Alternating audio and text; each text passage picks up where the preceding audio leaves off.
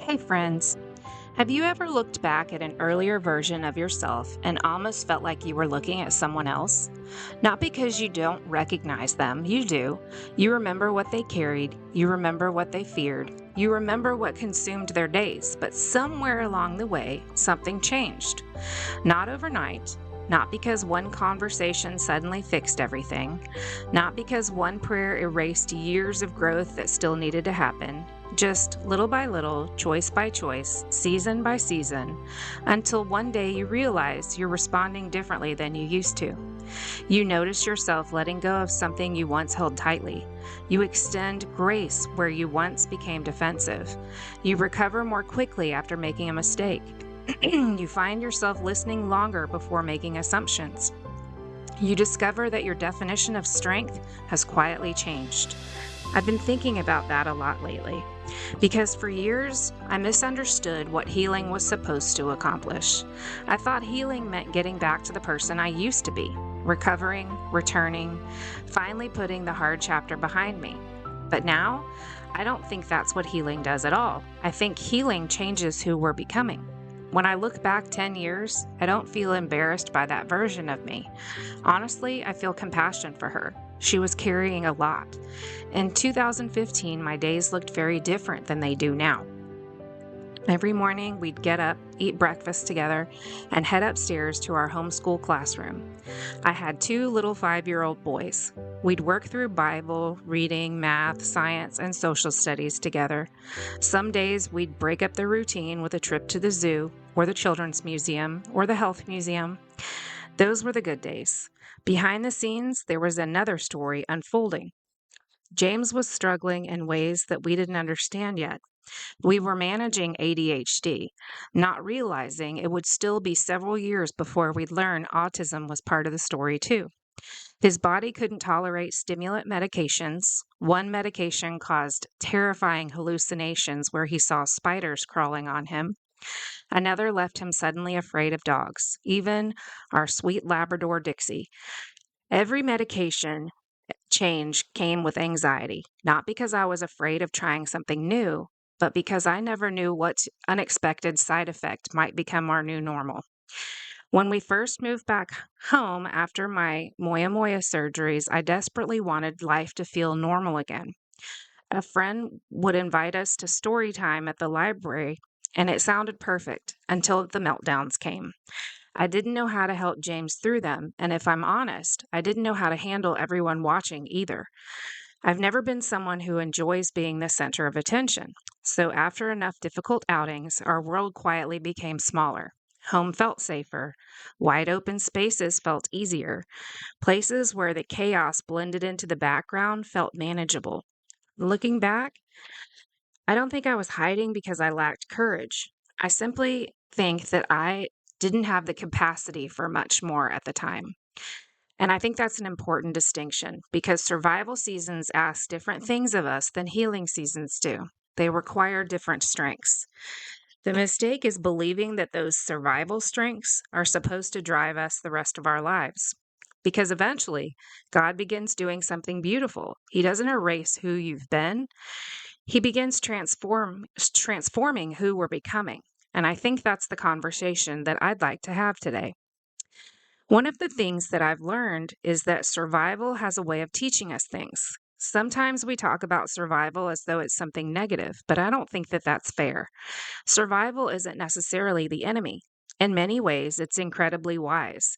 It adapts, it learns, it figures out how to keep moving forward when life becomes more complicated than we ever imagined. Looking back now, I can see all kinds of strengths that were being built in me during those years. I became a planner, not because I love having everything color coded, although if you've listened to this podcast for very long, you know I don't exactly mind a good spreadsheet. I planned because life demanded it. Doctor's appointments, medication changes, homeschool lessons, therapy appointments, church, meals, trying to remember which child needed what and when. Planning wasn't a personality trait, it was survival. I also became incredibly observant.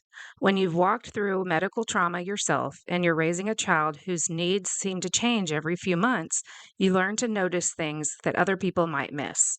A slight change in behavior, a medication that suddenly isn't working, a look on someone's face, a shift in tone. Your brain is constantly asking, is everything okay? Did something change? What am I missing? That kind of awareness can be exhausting, but it also helped us navigate some incredibly difficult years. I became dependable, not because I was trying to prove anything, because people depended on me. When you're homeschooling, there isn't anyone who's going to teach today's lesson if you don't. When your child needs an advocate, there isn't anyone who's going to sit in that meeting with the same love that you have. When you're recovering from brain surgeries, life doesn't suddenly stop asking things of you. You simply learn to carry them differently. And maybe more than anything else, I became someone who carried a lot, sometimes more than actually belonged to me. If someone was hurting, I wanted to help. If something wasn't working, I wanted to fix it. If there was a burden lying on the ground, my first instinct was usually to pick it up before someone else had to. For years, I thought that's what strength looked like. Carry more, work harder, stay prepared. Don't let anyone down. Keep going. And you know what? For a season, those strengths served me well. They helped our family to survive. They helped me keep showing up when quitting would have been so much easier. They helped me advocate for James before I even knew exactly what I was advocating for. They helped me rebuild after Moyamoya. They helped me keep teaching little boys who still needed their mom every single day. So I don't resent those years. I don't resent the woman I became inside of them. In fact, I'm incredibly grateful for her because she carried our family through seasons I wasn't sure we'd ever make it through. But somewhere along the way, I realized something. The strengths that help us survive aren't always the same strengths that help us flourish. I think about learning to walk with crutches. If you've broken your leg, those crutches are a gift. You lean on them, you depend on them. They allow you to keep moving while you're healing. But if your leg heals, and if you keep using crutches forever, something that once gave you freedom eventually begins limiting it. I wonder if some of our emotional habits work the same way. The ways we learned to survive weren't wrong, they were necessary, but maybe God never intended them to become permanent. Maybe healing isn't about criticizing the person who survived. Maybe it's about gently teaching them they don't have to carry life the same way anymore. I didn't realize that change at first because healing doesn't arrive with fireworks. It shows up in ordinary moments, little moments that on the surface don't seem important at all, until I realized they were actually changing me. One of the biggest surprises about healing is that it didn't just change the way that I lived, it changed what I needed in order to feel okay. For years, I needed control, not because I wanted power, but because control felt safe. If everything was planned, maybe nothing would fall apart. If everything was done the right way, maybe I could prevent problems before they happened. I don't think I even realized how tightly I was holding everything until I started letting go. Every few years, my sisters Lynn and I would take a girls' trip together. It became one of those little traditions that we all looked forward to. Before we left town, my sister, or one of my sisters, would often have to leave detailed instructions for her husband: what the kids liked to eat, when the practices were, what needed to happen while they were gone. And it always made me smile, not because there was anything wrong with it, but because our house worked so differently. John never needed instructions. I'd leave, and honestly, the house almost seemed like to function better without me. I'd come home to happy boys, clean laundry, a clean kitchen, the house picked up, everyone fed, everyone alive, which, to be honest, is already a successful parenting weekend. Now, were the towels folded exactly the way I'd fold them? Maybe not. Did the dishwasher look exactly like I would have loaded it? Maybe not. I would have organized a few things differently, possibly, but none of those things actually mattered because every single one of them told me the same thing. You don't have to carry all of this by yourself. Someone else loves this family too. Someone else is capable of caring for them 2, someone else is willing to carry the weight with you. That may not sound like a profound spiritual lesson, but for someone who spent years believing strength meant carrying everything, it changed something. I stopped needing everything to be done my way. Not because my preferences disappeared, I still have them. Ask John. He'll gladly tell you I still have opinions, but somewhere along the way, I realized relationships matter more than perfectly folded towels. Partnership matters more than perfectly loaded dishes. Being loved matters more than being in control. And honestly, that's incredibly freeing. Healing changed something else too. It changed the way I understand my own emotions. For a long time, if someone told me that's not what I meant, I automatically translated that into, then maybe I shouldn't feel this way. But those aren't exactly the same thing. Today, I understand something that I couldn't have explained 10 years ago. My feelings are real. Your intentions can also be real. Those truths don't cancel each other out. If something hurts, it hurts. That doesn't automatically mean that someone intended to wound me. Sometimes they might have, sometimes they genuinely didn't. Both situations exist. And healing has taught me to become curious before becoming defensive. I've learned to ask better questions. Can you help me understand what you meant instead of immediately deciding that I already know or immediately deciding that I must be wrong? That's changed so many of my relationships because I no longer need someone else to validate every feeling before I'm allowed to have it. At the same time, I also don't need to convince someone that they were a terrible person because they hurt me.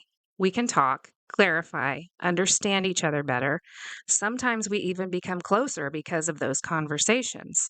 Not because one person won, but because both people were willing to stay at the table. I've started realizing healing doesn't eliminate complexity. It simply gives us capacity to hold it without falling apart. The more that happened, the more I noticed another quiet change. Healing wasn't just changing the way I related to myself, it was changing the way I saw everyone else. One of the most unexpected things healing has changed is the way that I look at other people. Not because people suddenly became easier, because I became different. I've noticed something over the last several years. The more secure I've become in who God is shaping me to be, the less interested I am in reducing people to simple categories. Maybe you've noticed it too. If you spend much time watching the news or scrolling social media, it can start to feel like the whole world is divided itself into teams. People who become labels: conservative, liberal, rich, poor, Christian, not Christian, right, wrong, friend, enemy. Everything starts to look so black and white. But then I go to the grocery store or a restaurant or the gas station, and I remember real life doesn't usually look like the internet.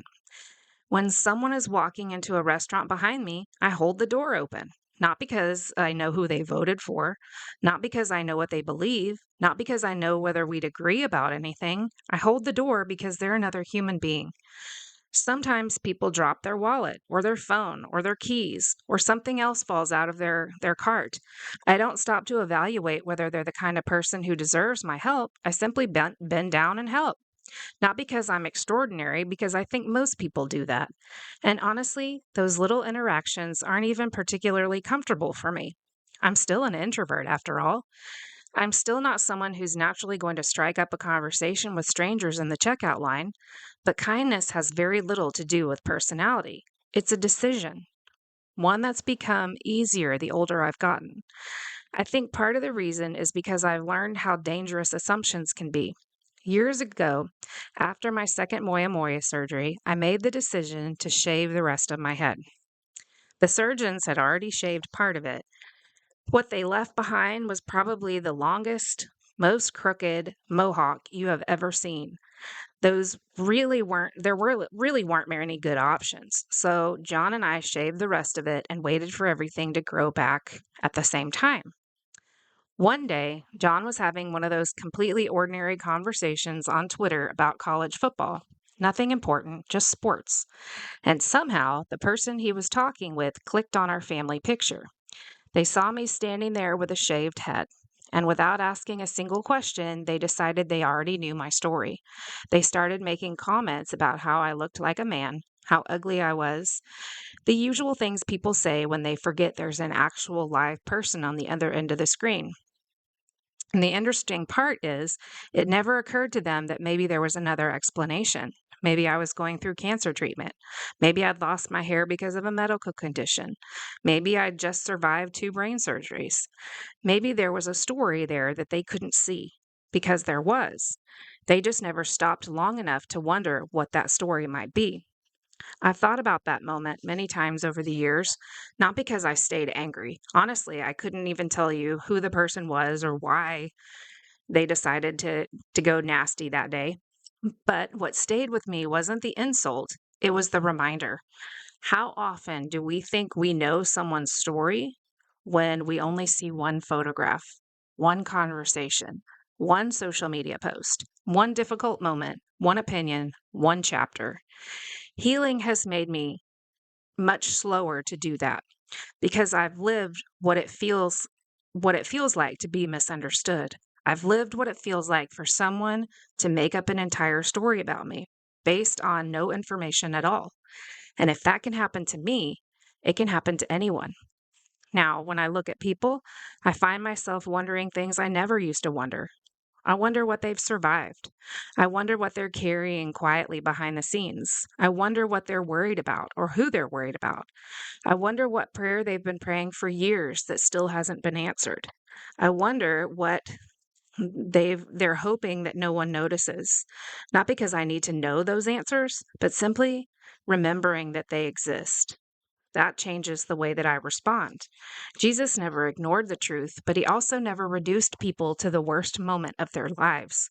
He saw something deeper, not just what they had done, not just what had happened to them. He saw people, image bearers, stories being written, and maybe that's one of the quiet ways that healing changes us too.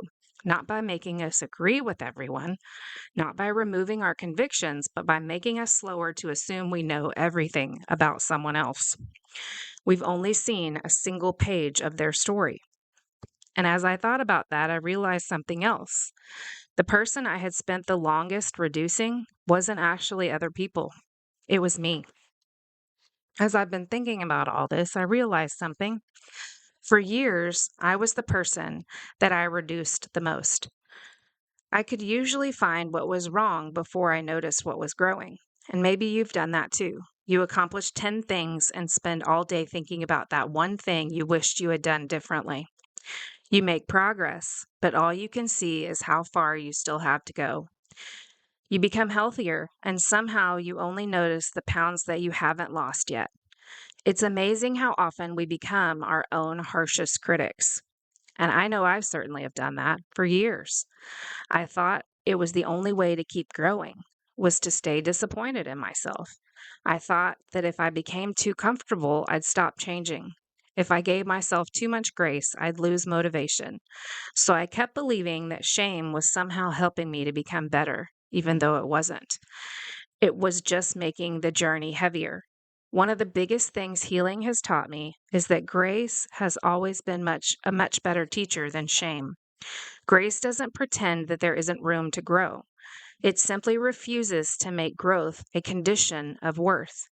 That's the lesson I'm still learning, especially when it comes to my health. Right now, I'm not where I'd like to be. I know that. I'm actively working to become healthier.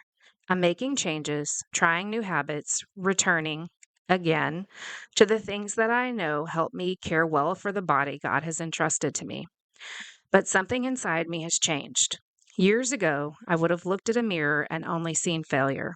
Now I can look in that same mirror and see someone who's still worthy of kindness. Both things can be true. I can honestly say this isn't where I want to stay without believing this is who I am. That one shift has changed everything because I don't have to become healthier by hating myself anymore. I can become healthier because I love the life that God has given me. I think that's true in so many other areas too. I've learned that I can make mistakes and own them. In ministry, that happens more often than you'd like. Sometimes you're sitting with someone in one of the hardest seasons of their life. You care deeply. You pray before the conversation. You genuinely want your words to bring hope, and then something comes out differently than it sounded in your own head. You can see it on their face, and you immediately realize that's not what I meant. 10 years ago, I probably would have replayed that conversation in my head for weeks, wondering how I messed it up, questioning whether I should have opened my mouth in the first place. Today, I still care, probably too much sometimes, but now I simply stop, I clarify, I apologize if I need to, I explain what I was trying to communicate, and then I trust the relationship enough to let grace do what perfection never could. Because the people closest to me know my heart. They know I would never intentionally cause them any pain. They know my words occasionally may miss the mark, probably more than occasionally, but my love for them never does. That's a very different way to live. Healing also has given me permission to take up space. I smiled when I realized that sentence, because if you had met me 10 years ago, you probably wouldn't believe it. Back then, writing was my safe space. It still is. I've always processed life through writing. I'll sit down at the computer and the words just come. I don't usually write a paragraph, go back, edit it, rewrite it, and polish it. I simply let my heart speak. Long before AI helped me to refine anything, writing was how I untangled my own thoughts. It still is. The funny thing, writing never scared me. Speaking did. The first time I sat down in front of a microphone, my heart was pounding. I'd write a paragraph, take a deep breath, record it, realize somewhere in the middle I'd practically stopped breathing and gasped for air before the next sentence. I wasn't worried about whether I could write. I was wondering whether I deserved to be heard. Even now, there are moments during open tent at church, or meetings, or interviews, where my heart starts racing and I begin wondering, is this even helpful? Have I completely missed the point? What if this doesn't make any sense to anybody but me? Sometimes it's almost like my brain goes blank. I can walk away from the conversation barely remembering what I said because my nerves took over so completely. The anxiety didn't magically disappear because I started speaking more often. What changed was something quieter. I stopped waiting to feel fearless before using my voice. That may be one of the greatest gifts that healing has given me. Not confidence, permission. Permission to write, permission to speak, permission to make mistakes, permission to learn, and permission to keep growing. Permission to simply be the person that God is continuing to shape instead of waiting until I feel finished before I show up. And maybe that's exactly the point, because I don't think healing has a finish line. I think it has a direction. One of the biggest misconceptions I used to have was thinking that healing had an ending. I imagined there would be one day when I'd finally arrive. I'd become healthy enough, confident enough, wise enough, faithful enough, disciplined enough, whatever enough happened to mean that week. I kept thinking there would be this invisible finish line where I'd finally look around and think, well, I made it. And life has taught me something very different. There is no finish line, not because healing doesn't work, but because life never stops changing. Every season asks something different from us. The woman that was homeschooling two little boys needed something different than the woman sitting behind this microphone today. The woman recovering from two brain surgeries needed different strengths than the woman learning how to grieve her father. The woman trying to figure out body image needed different reminders than the woman learning to steward her health as a gift to the people that she loves. None of these women disappeared. They're all still part of me. They're just no longer leading me. And I think that's one of the most beautiful things about healing. It doesn't erase your story, it gives your story its proper place. I've also realized that God has never wasted any of it. Not the surgeries, not the uncertainty, not the years of infertility, not the parenting struggles, not the grief, not the weight loss or the weight gain, not the mistakes, not the victories, none of it. Somehow he keeps taking experiences I never would have chosen and quietly using them to help me love people better. To understand pain I would have otherwise overlooked. To recognize fear hiding behind someone's anger. to notice shame hiding behind someone's silence, to sit with someone in the middle of heartbreak without feeling like I have to fix it before I leave. Because sometimes people don't need us to solve their pain, they just need someone willing to stay. 10 years ago, I couldn't have imagined this life, not because I lacked dreams, because I lacked the capacity to dream beyond the season I was surviving. It's one of the things that survival does. It narrows your vision. It gives you like a tunnel vision. It has to. When you're just trying to make it through today, you don't have much energy to imagine 5 years from now. Looking back, I don't think that 2015 Kim would have believed you if you had told her she'd write a book or start a podcast or someday wonder if was inviting her to speak to people. She would have laughed and probably changed the subject, not because she didn't love God and not because she lacked gifts, but because she was surviving doesn't leave much room for imagination.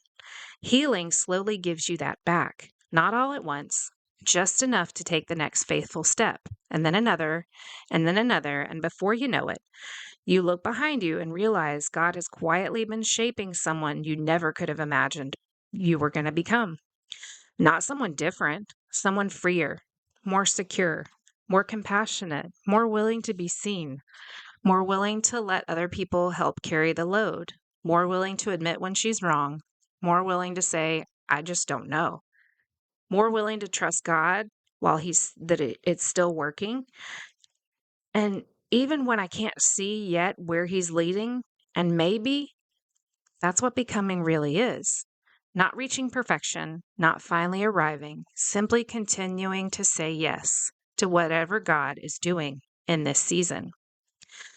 As I was preparing for today's conversation, I found myself thinking back over the last several weeks. At first, they probably sounded like completely different conversations.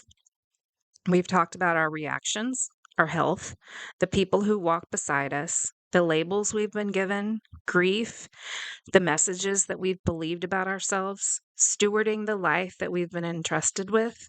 On the surface, those don't seem like they're connected. But the more I thought about it, the more I realized we've all been quietly asking the same question. Who are you becoming? Every diagnosis, every relationship, every misunderstanding, every loss, every act of courage, every ordinary Tuesday, every faithful choice have all been shaping someone, not perfectly, but patiently. And maybe that's when healing has been all along, not escaping our story, allowing God to use our story to shape the person we are becoming. And maybe that's why I don't think healing has a finish line, because becoming doesn't have a finish line either. If I could sit down with a version of me from 10 years ago, I don't think I'd spend much time telling her everything that was going to happen. Honestly, I think it would overwhelm her. I don't think I'd tell her about the book or the podcast or the ministry or even the heartbreak that was waiting around the corner. I'd simply reach across the table, take her hand, and tell her, you're going to do better than you think you are. One day you're going to understand why this season feels so heavy. One day you'll realize God wasn't getting you through it. He was quietly using it to shape you. I'd tell her that James is going to be okay, that she didn't have to have every answer, that it was okay to ask for help, that she didn't have to carry everything by herself, that one day she'd be comfortable taking up some space, not because she became someone more important, because she finally understood that she had always been deeply loved. I think I'd tell her one more thing too. I'd tell her, don't rush, because the woman you're becoming can't be microwaved. She has to be grown, one ordinary Tuesday at a time, one difficult conversation at a time, one act of obedience at a time, one season at a time. And maybe that's what I'd like to leave you with today. Maybe you don't feel like you've arrived. Maybe you're disappointed by how slowly you're changing. Maybe you look in the mirror or at your circumstances or at a relationship, and all you see is how far you still have to go. Can I gently remind you of something, friend? God has never asked you to arrive. He's invited you to walk with Him, to keep learning, to keep growing, to keep trusting, to keep loving, to keep returning, and to keep becoming. Because healing isn't creating a brand new person. It's revealing the person God has been patiently forming inside you all along. And the beautiful thing is, He's not finished yet, and neither are you.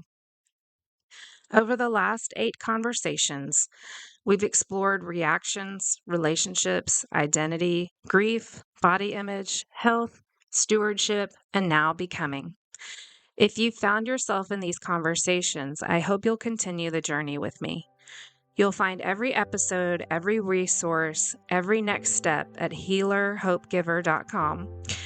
Wherever you find yourself today, whether you're surviving, healing, or somewhere in between, I'm so grateful you're here. And I hope you'll join me again next week as we begin a brand new arc together.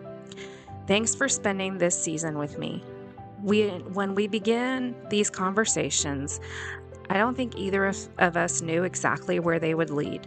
We talked about reactions that surprised us, relationships that shaped us, labels that tried to define us, grief that changed us, messages we believed about ourselves, health, stewardship, and today who we're becoming. If there's one thing I hope you carry from this entire arc, it's this. You don't have to become someone else to experience healing. Healing isn't about becoming a different person. It's about becoming more fully the person that God has been lovingly forming in you all along. So wherever you find yourself today, whether life feels peaceful or complicated, whether you're surviving or slowly beginning to heal, don't lose heart. Growth is often much quieter than we expect. Most of the time, it looks like ordinary faithfulness. One conversation, one apology, one act of courage, one ordinary Tuesday at a time. As always, thank you for letting me be part of your journey. If these conversations have encouraged you, I'd love for you to share this episode with someone who might need the reminder that God isn't finished with them either. And next week, we'll begin a brand new arc together, one that's very close to my heart.